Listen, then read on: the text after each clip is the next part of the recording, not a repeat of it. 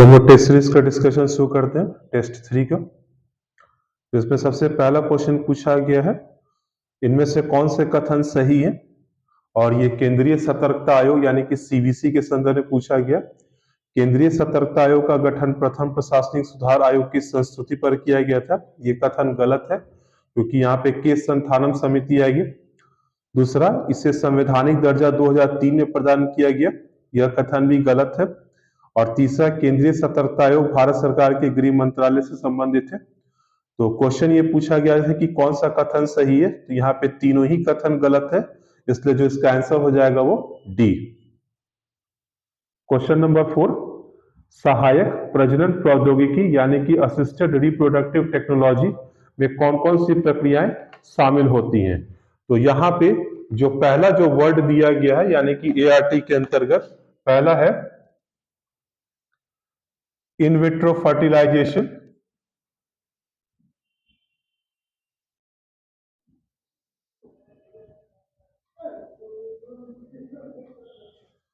दूसरा दिया गया है ऑफसाइट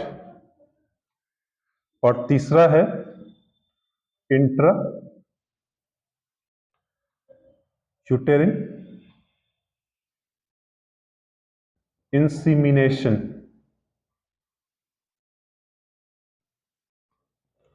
और जो चौथा है क्रायो प्रिजर्वेशन। तो क्वेश्चन ये पूछा गया है कि असिस्टेड रिप्रोडक्टिव टेक्नोलॉजी में कौन कौन सी प्रक्रियाएं शामिल है। तो यहाँ पे जो ऑप्शन है ये चारों सही है, इसलिए इस क्वेश्चन यानी कि क्वेश्चन नंबर 4 का जो आंसर हो जाएगा वो होगा डी। क्वेश्चन नंबर 5, सीआरआर से पूछा गया कैश रिजर्व रेशियो नकद आरक्षित अनुपात से संबंधित कौन से कथन सही है।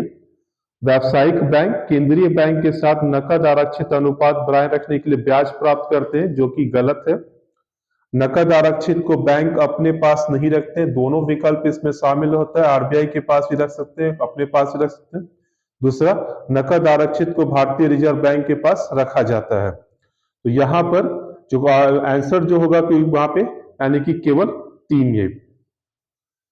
फिर इसके बाद जो क्वेश्चन हमारा है तो क्वेश्चन नंबर 7, इनमें से कौन सा कथन भुगतान एग्रीगेटर्स को सही तरीके से निरूपित करता है। भुगतान एग्रीगेटर्स यानी कि पेमेंट एग्रीगेटर्स, ये एक टर्म अभी बहुत ज्यादा प्रचलन में। तो यहाँ पे जो विकल्प होगा, पहला विकल्प ऐसी इकाई है जो ई कॉमर्स साइटों एवं व्यापारियों को विभिन्न भुगतान विकल्पों को स्वीकार करने की सुविधा प्रदान करते हैं। तो यह आंसर इसका हो जाएगा 7 का ए।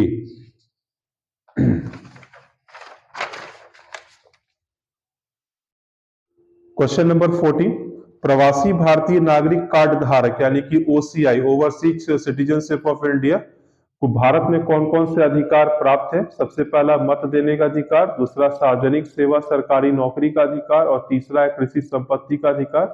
तो यहाँ पे ये ध्यान देना होगा कि इनमें से कोई भी अधिकार प्राप्त नहीं है, इसलिए जो इसका आंसर हो जाएगा इनमें से कोई नहीं यानी कि डी। क्वेश्चन नंबर 17, निम्नलिखित में से कितने जी सिब का भाग है। तो यहाँ पे ये चीज ध्यान में दीजिएगा कि जब हम डी सिब की बात करते हैं यानी कि डोमेस्टिकली सिस्टमैटिकली इंपॉर्टेंट बैंक, और दूसरा जब हम कहते हैं जी सिब यानी कि ग्लोबली सिस्टमैटिक इंपॉर्टेंट बैंक, तो यहाँ पे किसी भी भारतीय बैंक को शामिल नहीं किया गया है, जबकि इसके अंतर्गत बहुत सारे बैंकों को शामिल किया गया। तो क्वेश्चन यहाँ पे जी सिब के बारे में पूछा गया है, न कि डी सिब के बारे में। तो यहाँ पे जो ऑप्शन दिया गया है एसबीआई, दूसरा है एचडीएफसी, तीसरा है आईसीआईसीआई। तो जाहिर सी बात है कि ये डी सिब के अंतर्गत आते हैं, ना कि जी सिब के अंतर्गत, इसलिए जो इसका आंसर हो जाएगा कोई नहीं। नेक्स्ट जो क्वेश्चन है 19, भारत के विदेशी मुद्रा भंडार के संबंध में निम्नलिखित कथनों पर विचार करें। पहला जो विकल्प दिया गया है, इन्हें बहुमुद्रा संविभाग यानी कि मल्टी करेंसी पोर्टफोलियो के रूप में रखा जाता है, सही है। इनका मूल्यांकन केवल अमेरिकन डॉलर में होता है। यहाँ पे ये चीज हमें ध्यान में रखना होगा कि जब भी आरबीआई फॉरेन करेंसी को मेंटेन करती है तो अलग अलग करेंसी को मेंटेन तो करती है, परंतु जब भी इसका वैल्यूएशन होता है वो वैल्यूएशन सिर्फ और सिर्फ अमेरिकन डॉलर में ही किया जाता है, इसलिए ये विकल्प आपका सही है। और उसके बाद आरबीआई विदेशी भंडार को डॉलर में अंकित परिसंपत्तियों के रूप में भी रखता है। ये विकल्प भी सही है।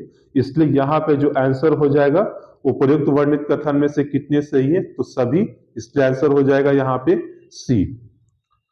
क्वेश्चन नंबर 21, ये हिस्ट्री से पूछा गया।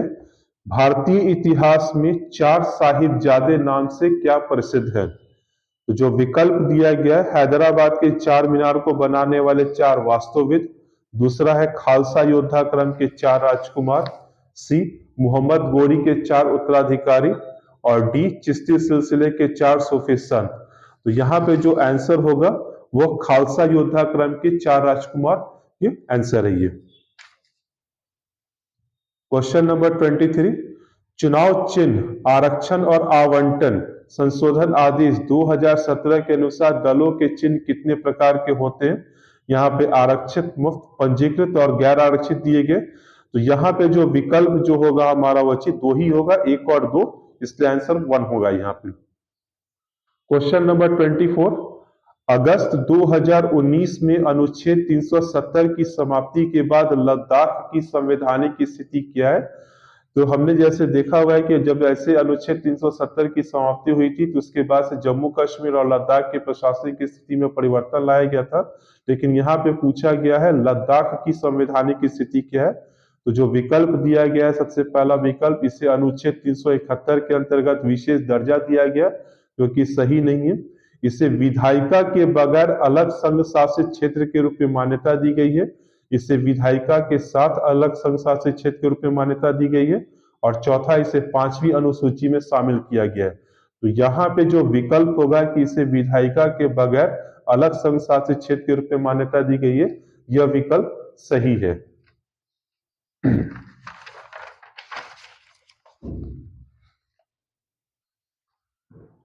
नेक्स्ट क्वेश्चन है यहाँ पे 37, डी मिनिमिस शब्द जो चर्चा में रहता है उसका संबंध निम्नलिखित में से किससे है? तो डी मिनिमिस शब्द की जो हम चर्चा करते हैं तो ये एक्चुअल में विश्व व्यापार संगठन से संबंधित है। और विश्व व्यापार संगठन में देशों के जो सब्सिडी को लेके जो प्रावधान किया गया है उसी के संदर्भ में ये शब्द आता है। तो यहाँ पे जो विकल्प दिया गया है घरेलू सहायता यानी कि डोमेस्टिक सपोर्ट, बी दवा का प्रयोग, सी कीटनाशकों का प्रयोग, और डी हरित गृह गैसों के उत्सर्जन को कम करना। तो यहाँ पे जो पहला विकल्प हो जाएगा वो घरेलू सहायता, इसका आंसर होगा ये।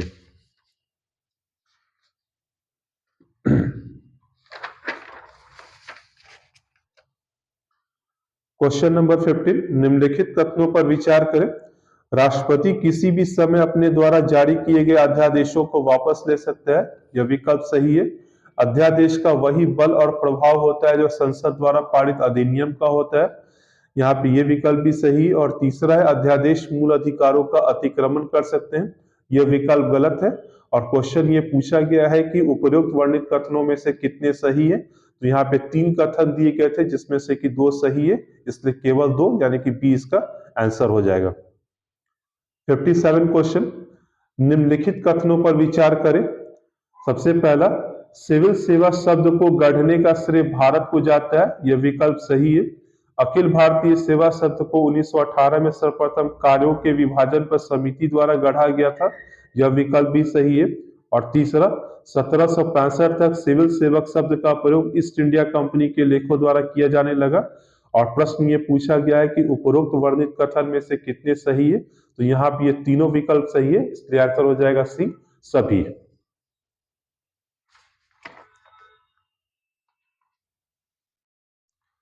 क्वेश्चन नंबर 68, अंतरराज्यीय जल विवाद से संबंधित असत्य कथन की पहचान करें। यहाँ पे 4 कथन दिए गए। संविधान का अनुच्छेद 262 अंतरराज्यीय जल विवादों के अधिनियम का प्रावधान करता है, विकल्प सही है। दूसरा, नदी बोर्ड की स्थापना में राज्य सरकारों की भूमिका नहीं होती है, तो यहाँ पे यही आंसर होगा क्योंकि ये पूछा गया असत्य कथन, तो ये कथन असत्य है।